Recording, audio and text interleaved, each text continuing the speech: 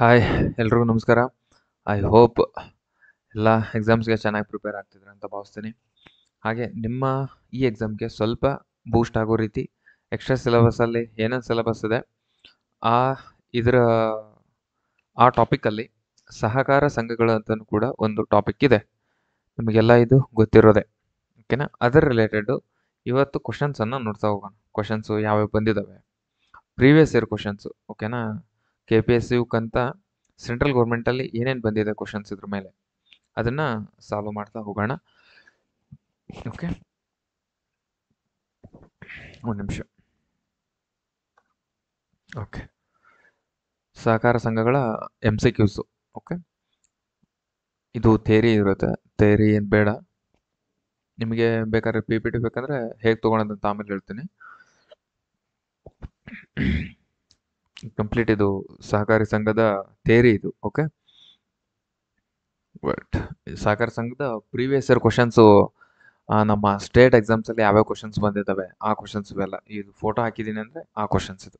Okay, ಈ ಕಡೆ ಬರ್ತಾವಲ್ವಾ, ಇನ್ಮೇಲೆ ಬರ್ತಾವಲ್ವಾ, ಇವು ಏನಿದ್ರು ಕೂಡ ಪ್ರೀವಿಯಸ್ ಇಯರು ಸೆಂಟ್ರಲ್ ಗೌರ್ಮೆಂಟಲ್ಲಿ ಬಂದಿರೋ ಕ್ವಶನ್ಸು. ಈಗ ಜಸ್ಟ್ ನಾವು ಸ್ಟೇಟ್ ಗೌರ್ಮೆಂಟ್ ಅಷ್ಟೇ ನೋಡೋದಕ್ಕಿಂತ ಸೆಂಟ್ರಲ್ ಗೌರ್ಮೆಂಟಲ್ಲೂ ಕೂಡ ಏನೇನು ಬಂದಿದ್ದಾವೆ ಕ್ವಶನ್ಸ್ ನೋಡಿಕೊಂಡ್ರೆ ಸ್ವಲ್ಪ ಪ್ರಿಪ್ರೇಷನ್ನು ನಾರ್ಮಲ್ಲು ಎಲ್ಲರೂ ಮಾಡೋದಕ್ಕಿಂತ ಒಂದು ಹೆಜ್ಜೆ ಮುಂದೆ ಇರುತ್ತೆ ಪ್ರಿಪ್ರೇಷನ್ ನಿಮ್ಮದು ಅನ್ನೋ ದೃಷ್ಟಿಯಿಂದ ಇದನ್ನು ಕೂಡ ನಾನು ಕವರ್ ಮಾಡ್ಕೊಂಡಿರ್ತೀನಿ. ಓಕೆ, ಇದು UPSC 2017ರಲ್ಲಿ ಬಂದಿರುವ ಕ್ವಶನ್ಸ್. ಏನು ಕೇಳಿದಾನೆ, ಇದು ತಂದೆ ಅಂತ ಅಲ್ವಾ, ಇದು ಪಿತಾಮಹ ಅಂತ ಆಗಬೇಕು. ಓಕೆ, ಇದು ಪಿತಾಮಹ ಆಗಬೇಕು. ಓಕೆ, ಭಾರತದಲ್ಲಿ ಸಹಕಾರ ಚಳುವಳಿಯ ಪಿತಾಮಹ ಯಾರು ಅಂತ. ಓಕೆನಾ? Father of cooperative movement in India ಯಾರು? ಮಹಾತ್ಮ ಗಾಂಧಿನೋ, ಅಂಬೇಡ್ಕರ್ ಅವರು, ಫ್ರೆಡ್ರಿಕ್ ನಿಕೋಲ್ಸನ್ನೋ, ಪೋದಾರ್ ಅಂತ ಕೊಟ್ಟಿದ್ದಾನೆ. ಇದರಲ್ಲಿ ಯಾರು ಸಹಕಾರ ಚಳುವಳಿಯ, ಓಕೆನಾ, father of cooperative movement in India ಅಂದರೆ ಭಾರತದ ಸಹಕಾರ ಚಳುವಳಿಯ ಪಿತಾಮಹ ಯಾರು ಅಂತ ಕೇಳಿದ್ದಾನೆ. ಓಕೆ, ಇದಕ್ಕೆ ರೈಟ್ ಆನ್ಸರ್ ಯಾವುದಂತಂದರೆ Frederick Nicholson. Option 3 right answer. Frederick Nicholson. ಓಕೆನಾ? ಫ್ರೆಡ್ರಿಕ್ ನಿಕೋಲ್ಸನ್ ಅವರನ್ನು ಭಾರತದ ಸಹಕಾರಿ ಚಳುವಳಿಯ ಪಿತಾಮಹ ಎಂದು ಕರೆಯಲಾಗುತ್ತದೆ. ಅವರು ರೈತರಿಗೆ ಆರ್ಥಿಕ ಸಹಾಯ ಮಾಡೋಕ್ಕೆ ಅಂದರೆ ಲೋನು, ಓಕೆನಾ, ಎಕನಾಮಿಕಲಿ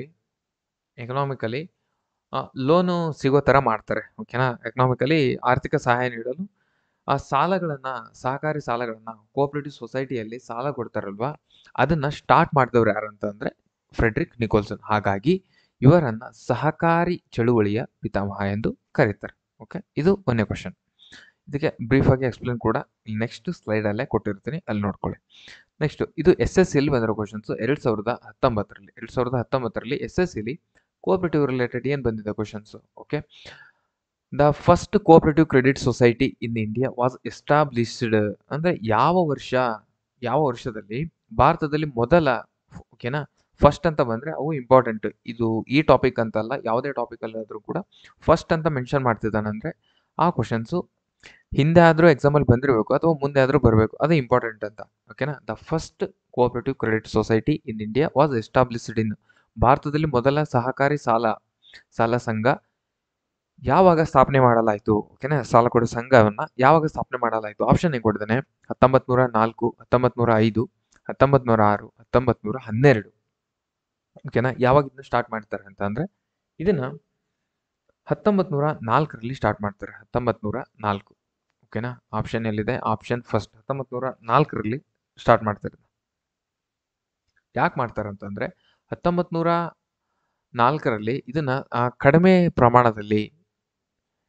ಪ್ರಮಾಣದಲ್ಲಿ ರೈತರಿಗೆ ಸಾಲ ನೀಡಬೇಕು. ಅಂದರೆ ಈಗ ರೈತರಿಗೆ ಯಾರು ಅಮೌಂಟ್ ಕೊಡಲ್ಲ. ಈಗ ಬಿಸ್ನೆಸ್ ಮ್ಯಾನ್ ಆದರೆ ಇನ್ನೊಬ್ಬ ಬಿಸ್ನೆಸ್ ಮ್ಯಾನ್ ಅವನ ಮೇಲೆ ಇನ್ವೆಸ್ಟ್ ಮಾಡ್ತಾನೆ. ಶೇರ್ ಮಾರ್ಕೆಟ್ ಆದರೆ ಅವ್ರಿಗೂ ಕೂಡ ಇನ್ವೆಸ್ಟ್ ಮಾಡ್ತಾರೆ.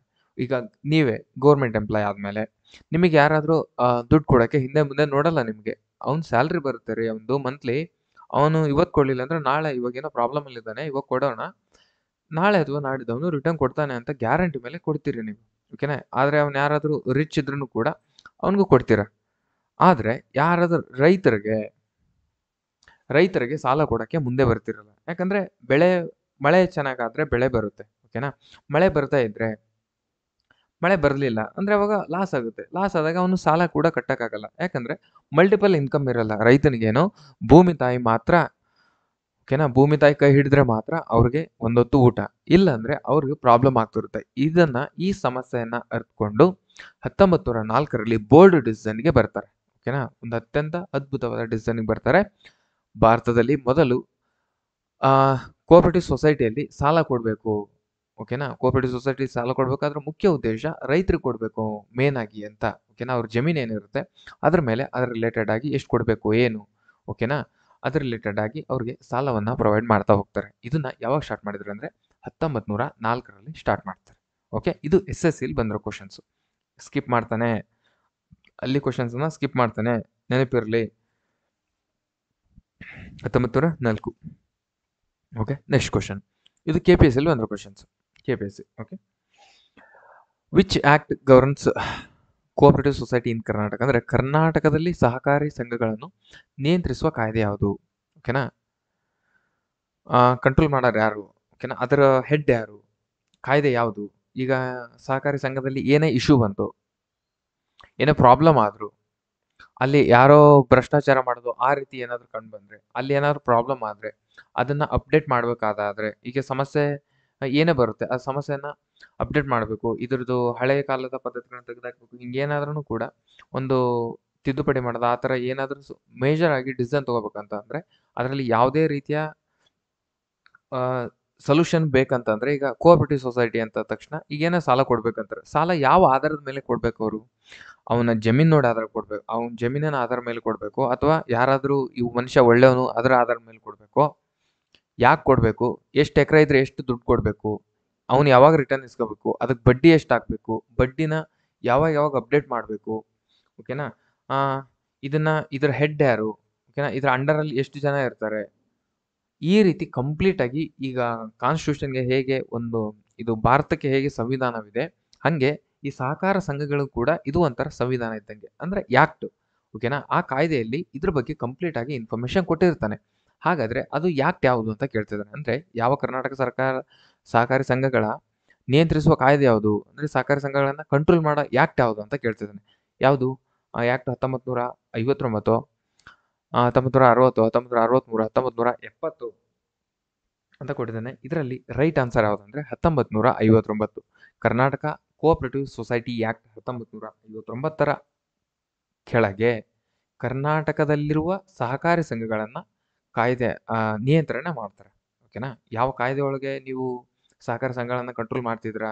ಈಗ ಅವ್ನು ಯಾರೋ, ಈಗ ನನಗಿಷ್ಟ ಇಲ್ಲ ಅವನಿಗೆ ಸಾಲ ಕೊಡಲ್ಲ ಅಂತ ಇವನೇನಾದ್ರು ಅಂದರೆ, ಇವರು ಈ ಕಾಯ್ದೆ ಮೂಲಕ ನೀನು ಯಾರಿಗಾದ್ರೂ ಕೂಡ ಸಾಲ ಕೊಡ್ಬೋದಪ್ಪ, ನೀ ರಿಲೇಷನ್ ಅವೆಲ್ಲ ಹೊರಗಿಟ್ಕೋ, ಕೊಡಬೇಕು ಅಂತ.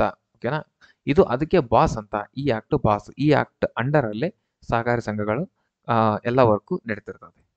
ಐ ಹೋಪ್ ಅರ್ಥ ಆಯ್ತು ಅಂದ್ಕೊಳ್ತೀನಿ. ಓಕೆನಾ, Karnataka cooperative society act 1959. Okay, next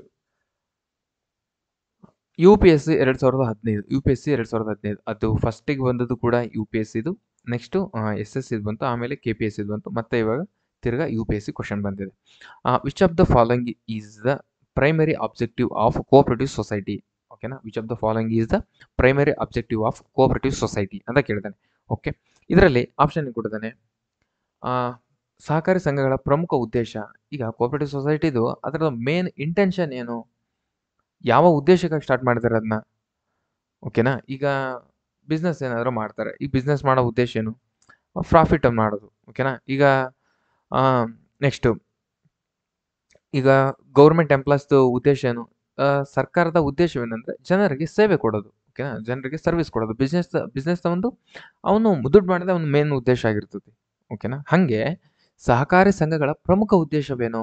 ಅವರು ಗರಿಷ್ಠ ಲಾಭ ಗಳಿಸುವುದ ಅವರ ಪ್ರಮುಖ ಉದ್ದೇಶನ, ಅಥವಾ ಮ್ಯೂಚುವಲ್ ಹೆಲ್ಪ್ ಅಮಾಂಗ್ ಮೆಂಬರ್ಸ್ ಅಂದರೆ ಸದಸ್ಯರ ಪರಸ್ಪರ ಸಹಾಯ ಮಾಡುವುದು ಅವರ ಪ್ರಮುಖ ಉದ್ದೇಶನ, ಗೌರ್ಮೆಂಟ್ ಕಂಟ್ರೋಲ್ ಮಾಡೋ ಪ್ರಮುಖ ಉದ್ದೇಶವೇನ, ಅಥವಾ ಇಂಡಸ್ಟ್ರಿಯಲೈಸೇಷನ್ ಮಾಡೋದು, ಕೈಗಾರೀಕರಣ ಮಾಡೋದು ಅವರ ಪ್ರಮುಖ ಉದ್ದೇಶವೇನ ಅಂತಂದು ಈ ಸಹಕಾರಿ ಸಂಘಗಳ ಉದ್ದೇಶ ಯಾವುದು ಅಂತ ಕೆಳಗಡೆ 4 ಕೊಟ್ಟಿದ್ದಾನೆ. ಇದರಲ್ಲಿ ಯಾವುದು ಸಹಕಾರಿ ಸಂಘಗಳ ಪ್ರಮುಖ ಉದ್ದೇಶವಾಗಿರ್ತದೆ? ಮೇನ್ ಆಬ್ಜೆಕ್ಟ್, ಪ್ರೈಮರಿ ಆಬ್ಜೆಕ್ಟ್ ಯಾವುದು ಇದರಲ್ಲಿ ಅಂತ ನೋಡ್ತಿದ್ದಾನೆ ಅಂತ ಇದರಲ್ಲಿ ಕೇಳ್ತಿದ್ದಾನೆ. ಅಂದರೆ mutual help among the members ಅಂದರೆ ಪರಸ್ಪರ ಸಹಾಯ ಮಾಡೋದು, ಸದಸ್ಯರಿಗೆ ಪರಸ್ಪರ ಸಹಾಯ ಮಾಡೋದು ಇದರ ಪ್ರಮುಖ ಉದ್ದೇಶವಾಗಿರ್ತದೆ.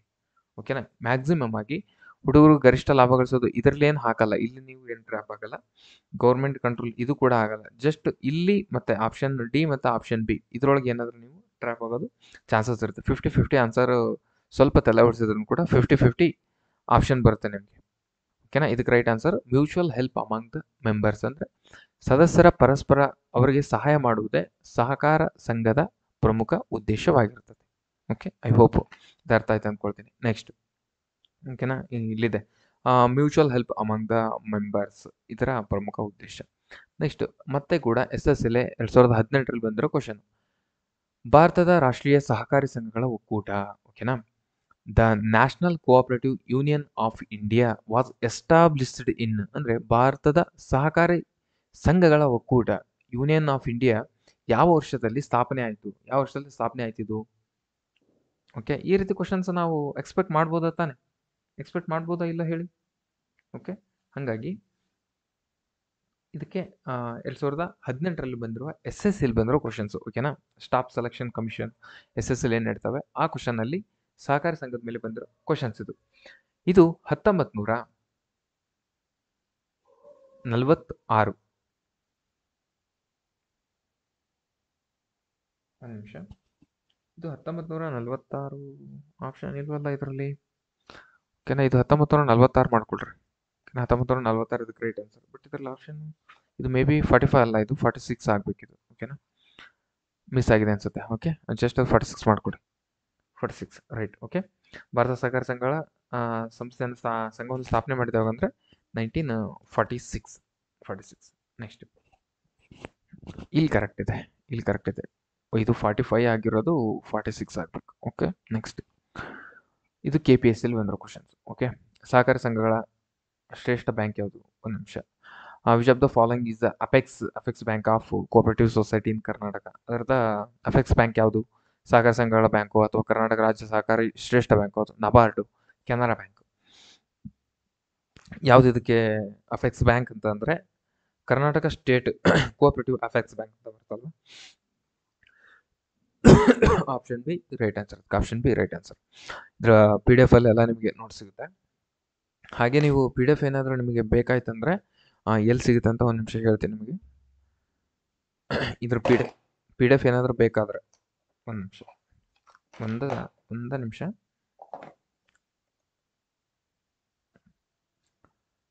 ನೋಡಿ, ಇದು 500ನೇ ಪೇಜ್ ಇದು. ಓಕೆನಾ, ಇದು ಕಂಪ್ಲೀಟ್ ಎಕ್ಸ್ಟ್ರಾ ಸಿಲೆಬಸ್ ಏನಿದೆ ಅದರದ್ದು ಎಲ್ಲ ಇದರಲ್ಲಿ ಸಿಗುತ್ತೆ ನಿಮಗೆ. ವರ್ಕೇ ಆಗ್ತಿಲ್ಲ.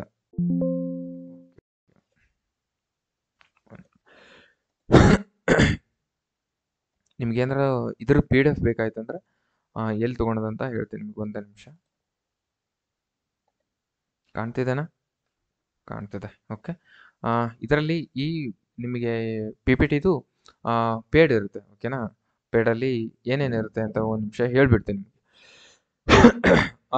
ಬೇರೆ ಆಲ್ರೆಡಿ ರೆಗ್ಯುಲರ್ ನೋಡೋ ಹುಡುಗರಿಗೆ ಗೊತ್ತಿರುತ್ತೆ. ಇದರಲ್ಲಿ ಈ ಟಾಪಿಕ್ಸಲ್ಲಿ ಕಂಪ್ಲೀಟ್ ಇದ್ರದ್ದು ಬುಕ್ ಅಂತ. ಓಕೆನಾ, ಇದ್ರ ಕಂಪ್ಲೀಟಾಗಿ ಟಾಪಿಕ್ಸು ಪಂಚಾಯತ್ ರಾಜ್, ಗ್ರಾಮೀಣಾಭಿವೃದ್ಧಿ, ಭೂ ಸುಧಾರಣೆ, ಸಹಕಾರಿ ಸಂಘಗಳು, ಕರ್ನಾಟಕದ ಆಡಳಿತಕ್ಕಾಗಿ ವಿಜ್ಞಾನ ಮತ್ತು ತಂತ್ರಜ್ಞಾನ, ಕರ್ನಾಟಕದಲ್ಲಿ ಪರಿಸರ ಸಂಬಂಧಿತ ಸಮಸ್ಯೆಗಳು ಮತ್ತು ಸೋಷಾಲಜಿ, ಸಮಾಜಶಾಸ್ತ್ರ ಏನು ಬರುತ್ತೆ.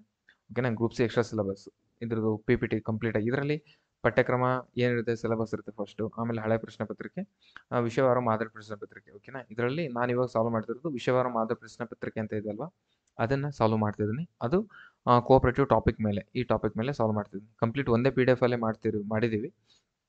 ನಿಮಗೆ ಇದು PDF ಏನಾದರೂ ಬೇಕಂದರೆ ಡಿಸ್ಕ್ರಿಪ್ಷನಲ್ಲಿ ಮೊದಲು ಟೆಲಿಗ್ರಾಮ್ಗೆ ಜಾಯಿನ್ ಆದಮೇಲೆ ಈ ಥರ ಇಲ್ಲಿ ನಿಮಗೆ ನಮ್ಮ ಟೀಮು ಇದು ಲಿಂಕ್ ಇರುತ್ತೆ. ಓಕೆನಾ, ಇಲ್ಲಿದೆ ನೋಡಿ, ಈ ಥರ ಲಿಂಕ್ ಶೇರ್ ಮಾಡಿರ್ತಾರೆ.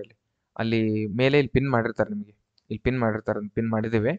ಅಲ್ಲಿ ಹೋಗಿ ಈ ಲಿಂಕ್ ಮೇಲೆ ನೀವು ಕ್ಲಿಕ್ ಮಾಡಿದ ತಕ್ಷಣ ಚಾರ್ಟ್ ಓಪನ್ ಆಗುತ್ತೆ.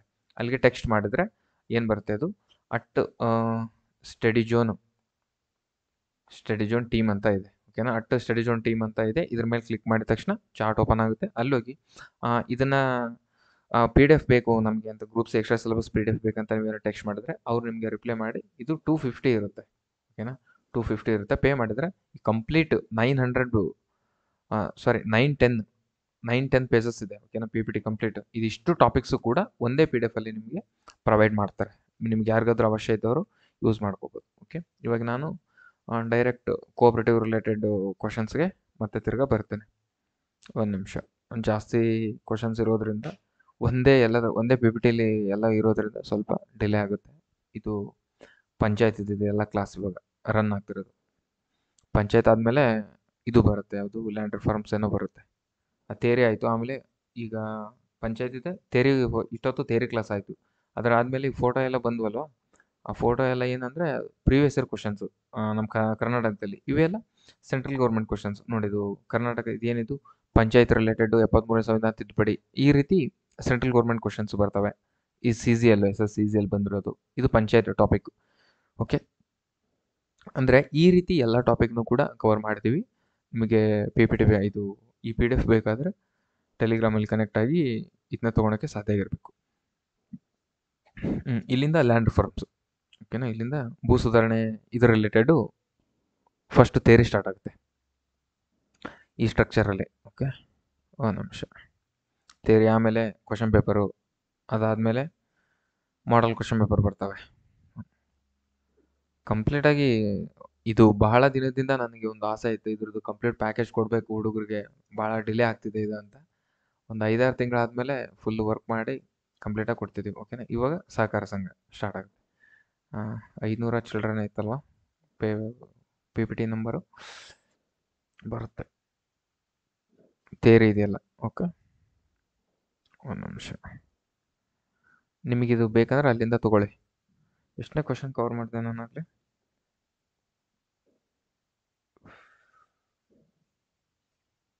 ಇದು ಮುಗಿದಿದೆ, ಯು ಪಿ ಎಸ್ ಸಿ ಸಹಕಾರ ಸಂಘ. ಇದೇ ಆಗಿಲ್ಲ ಅನ್ಸುತ್ತೆ. ಓಕೆನಾ. ಇದು ಆಗಿಲ್ಲ. ಇದು ಯು ಪಿ ಎಸ್ ಸಿಲಿ ಬಂದಿರೋ ಕ್ವಶನ್. ಸಹಕಾರಿ ಸಾಲ ಸಂಘಗಳು ಮುಖ್ಯವಾಗಿ ಯಾರು ಸೇವಿಸುತ್ತಾರೆ ಅಲ್ಲ, ಒಂದು ನಿಮಿಷ. Credit cooperative society primarily serve. ಓಕೆನಾ. ಸರ್ವ್ ಯಾರ್ದು? ಇಂಡಸ್ಟ್ರಿಯಲೈಸರ್ ಅಥವಾ farmers, urban consumers, government employees. ಓಕೆನಾ. ಇದಕ್ಕೆ ಯಾರು ರೈಟ್ ಅಂದರೆ ಫಾರ್ಮರ್ಸಿಗೆ ಅಂತ ಅವಾಗಲೇ ಹೇಳಿದೆ ನಾನು. ರೈತರಿಗೆ ಮೇನು ಉದ್ದೇಶವಾಗಿಟ್ಟುಕೊಂಡು ಸಹಕಾರಿ ಸಂಘವನ್ನು ಸ್ಟಾರ್ಟ್ ಮಾಡ್ತಾರೆ. ಓಕೆ, ಯಾಕಂದರೆ ಅವ್ರಿಗೆ ಸಾಲ ಕೊಡಬೇಕಾಗಿರುತ್ತೆ, ಆ ರೀತಿ ದೃಷ್ಟಿ ಇಟ್ಕೊಂಡು. ನೆಕ್ಸ್ಟ್ ಓಕೆನಾ, ಇದು ಇಲ್ಲದೆ ನೆಕ್ಸ್ಟ್ SSC 2020 ಬಂದಿರೋ ಕ್ವಶನ್ಸು.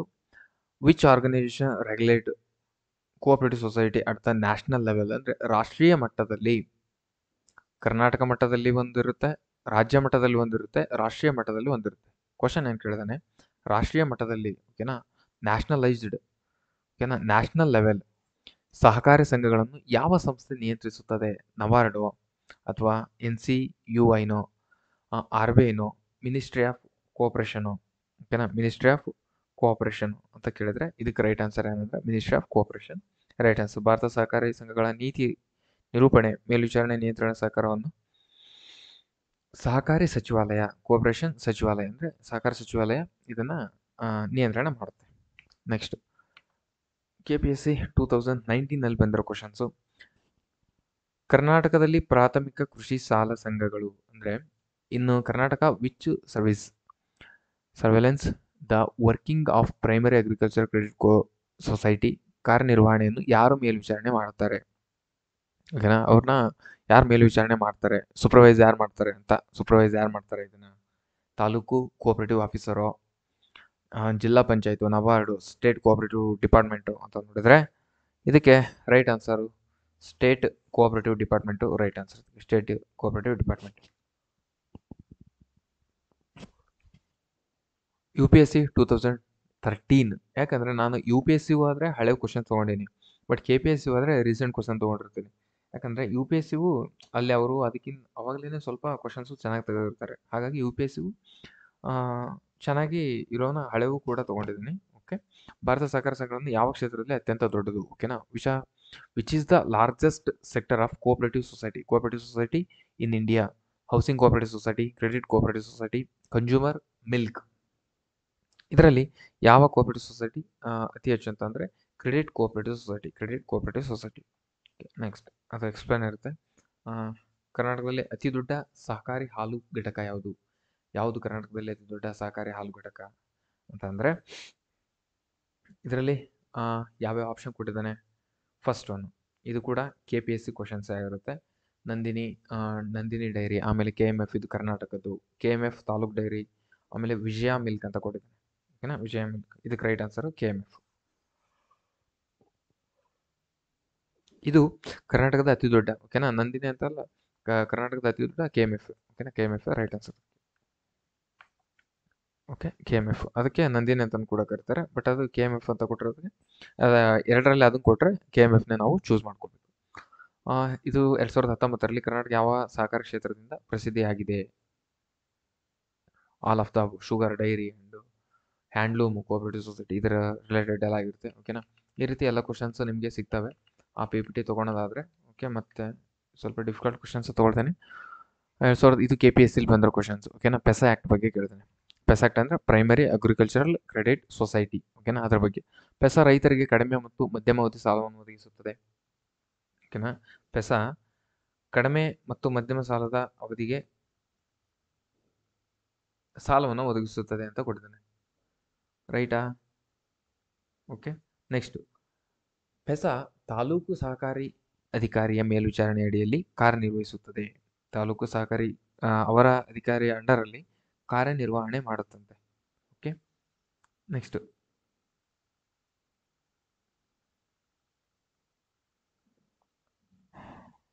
ಪೆಸಾ ಲಾಭೋದ್ದೇಶದ ಖಾಸಗಿ ಸಂಸ್ಥೆಗಳಾಗಿದೆ. ಓಕೆನಾ, ಪೆಸಾ ಇದು ಲಾಭದ ಉದ್ದೇಶದಿಂದ ಖಾಸಗಿ ಸಂಸ್ಥೆಯಾಗಿದೆ ಅಂತ ಕೊಟ್ಟಿದ್ದಾನೆ. ಇದರಲ್ಲಿ ಯಾವುದು ರೈಟ್ ಅಂತ ಹೇಳಬೇಕು. ಯಾವ್ದು ರೈಟ್ ಇದರಲ್ಲಿ? ಓಕೆನಾ, 1 and 2, 2 and 3, 1 and 3, 1 and 2, 3.